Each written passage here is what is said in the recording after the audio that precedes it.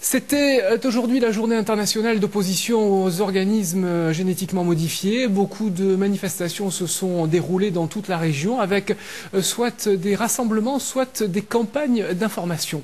Voyez le reportage de Annie Almarcha et de Olivier Cherpi. Depuis plusieurs années, les associations écologiques Attaque et les Verts se mobilisent contre les organismes génétiquement modifiés. En France, les procès contre les faucheurs de culture OGM se multiplient. Cette fois, c'est le Sénat qui fait un pas important en faveur des semences OGM. Les sénateurs UMP viennent en effet d'autoriser sous certaines conditions ces ensemencements.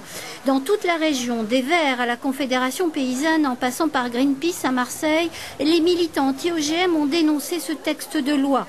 À Saint-Maximin, les militants d'Attaque ont engagé une campagne d'information. Si cette loi passe, elle va autoriser dans un cadre législatif de soi-disant protection de dissémination des pollens, elle va autoriser la culture des OGM et, de manière beaucoup plus grave, elle va tendre même certaines lois européennes à pousser l'agriculture bio à accepter la contamination OGM à 0,9%, ce qui est aberrant. Les anti-OGM se tournent désormais vers les députés pour revenir sur ce texte de loi sénatorial. Une pression indispensable en l'absence de soutien de masse.